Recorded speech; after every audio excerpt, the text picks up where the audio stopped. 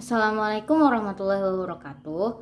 Perkenalkan, nama saya Nelly Faiza. Saya di sini akan menjelaskan tentang perkembangan Islam di Indonesia. Indonesia adalah negara yang memiliki populasi muslim terbesar di seluruh dunia. Pada saat ini diperkirakan bahwa jumlah umat muslim mencapai 207 juta orang.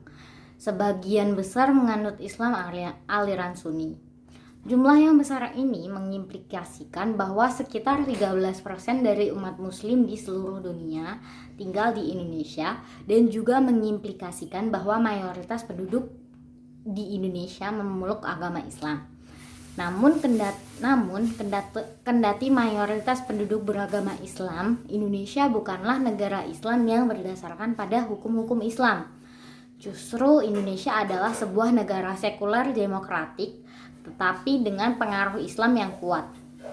Sejak awal berdirinya negara ini, sudah ada banyak perdebatan politik mengenai dasar ideologi negara Indonesia. Sejumlah kelompok Islam konservatif berpendapat bahwa Indonesia seharusnya menjadi sebuah negara Islam. Namun, karena ada puluhan juta penduduk non-muslim, apalagi banyak penduduk yang menganut Islam di Indonesia bukan orang muslim yang mempraktekannya dengan sangat ketat. Berdirinya sebuah negara Islam selalu dianggap sebagai pemicu perpecahan dan separatisme. Bahkan partai-partai politik yang mendukung pendirian negara Islam di Indonesia belum pernah sempat meraih suara mayoritas penduduk sepanjang sejarah perpolitikan di Indonesia.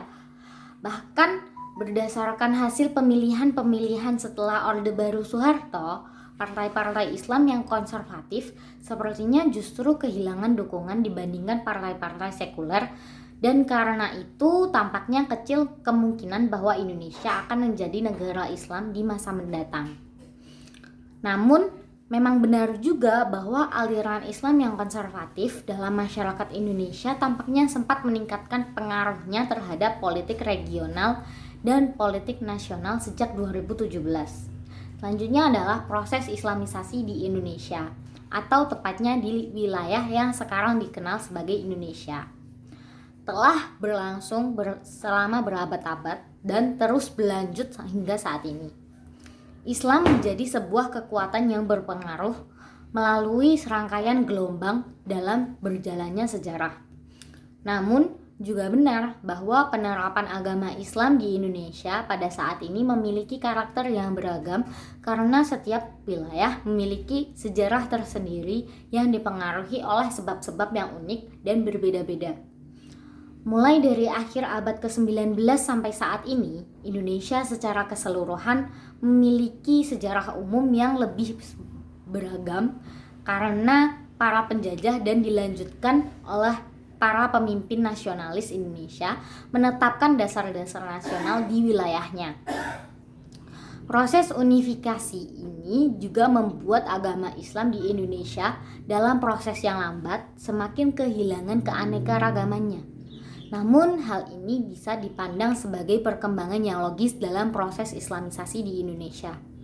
Di dalam beberapa tahun terakhir, media baik nasional dan internasional melaporkan bahwa penyerangan pada kelompok-kelompok agama minoritas di Indonesia seperti Ahmadiyah dan Kristen, sejumlah kelompok muslim radikal seperti Front Pembela Islam atau FPI menggunakan kekerasan atau ancaman kekerasan untuk memperjuangkan idealisme mereka, termasuk dengan melawan umat Islam lainnya. Contohnya dengan menyerang penduduk beragama Islam yang menjual makanan pada siang hari selama bulan Ramadan. Sangat mengkhawatirkan bahwa pemerintah Indonesia dan pengadilan di Indonesia tidak bertindak tegas melawan kelompok-kelompok radikal semacam ini. Hal ini menunjukkan bahwa pemerintah memiliki monopoli yang lemah dalam penggunaan kekerasan. Namun, perlu ditekankan bahwa mayoritas penduduk muslim di Indonesia sangat mendukung pluralisme dan kerukunan antar umat agama. Wilayah barat Indonesia yang padat penduduknya pada umumnya memiliki jumlah penduduk muslim yang lebih besar dibandingkan dengan wilayah timur Indonesia. Karena perdagangan memiliki peran yang signifikan dalam proses Islamisasi di Indonesia. Pulau-pulau yang lebih dekat dengan rute-rute perdagangan utama menerima lebih banyak pengaruh Islam. Wilayah barat Indonesia yang telah menjadi bagian dari jalur perdagangan global sejak sejarah awal manusia lebih banyak menerima pengaruh-pengaruh Islam yang disebarkan melalui perdagangan, dan karena itu mengalami proses kebangkitan dan kejatuhan kesultanan-kesultanan sejak abad ke-13. Hal ini terutama terjadi di wilayah sekitar Selat Malaka yang terletak di antara Malaysia dan Indonesia, yang dari dulu bahkan sampai sekarang adalah salah satu jalur perdagangan laut tersibuk di dunia. Melompat ke masa kini, Indonesia mengalami pertumbuhan ekonomi yang cukup cepat. Jumlah penduduk kelas menengah bertambah dengan cepat, dan hal ini ditunjukkan dengan peningkatan berkelanjutan produk domestik bruto per kapita. Berarti penduduk semakin banyak mengkonsumsi produk dan jasa.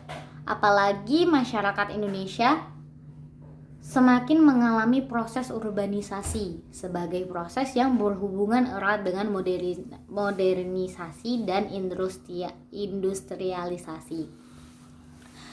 Mengingat penduduk muslim secara dengan hampir 90% dari jumlah total penduduk Indonesia, mereka dipengaruhi oleh perkembangan ini. Di kota-kota besar, kelompok masyarakat ini menunjukkan gaya hidup yang semakin konsumtif. Hal ini terutama berlaku untuk komponen kelompok muslim moderat yang berjumlah yang sangat besar. Mereka semakin menerapkan gaya hidup perkotaan yang modern yang didukung dengan alat-alat elektronik dan gaya busana terbaru. Walaupun peminat fashion Islam sedang meningkat cukup cepat di Indonesia, permintaan untuk perbankan syariah dan pelancongan halal masih tetap rendah. Bahkan pelancongan halal justru dikembangkan sebagai strategi untuk menarik wisatawan muslim asing untuk menghabiskan liburan di Indonesia. Lalu yang kemudian adalah kedatangan Islam di Indonesia. Walaupun sulit untuk mengetahui secara persis perkembangan awal agama Islam di kepulauan ini, cukup jelas bahwa perdagangan internasional merupakan faktor yang sangat penting. Kemungkinan besar para pedagang muslim dari berbagai negara telah ada di wilayah maritim Asia Tenggara sejak periode awal Islam. Sumber-sumber paling awal melaporkan bahwa sejumlah penduduk asli telah memeluk agama Islam sejak abad ke-13. Sementara itu batu nisan mengindikasikan keberadaan sebuah kerajaan muslim di Sumatera Utara pada tahun 1211. Mungkin kerajaan-kerajaan lokal mengadopsi agama baru ini karena bisa memberikan keuntungan-keuntungan tertentu dalam perdagangan dengan para pedagang asing yang sebagian besar beragama Islam. Tidak jelas mengapa para penduduk asli Nusantara tampaknya baru memeluk agama Islam berabad-abad setelah agama ini sudah tiba dan dikenal di wilayah tersebut. Baru dari abad ke-15 dan selanjutnya, kerajaan-kerajaan dan kesultanan-kesultanan Islam menjadi kekuatan politik dominan di kepulauan ini. Meskipun mereka akan kemudian dikalahkan oleh pendatang baru dari Eropa di abad ke-16 dan abad ke-17. Hikmah dari berkembangnya Indonesia adalah yang pertama yaitu kehadiran pedagang Islam dari luar negeri ke Indonesia.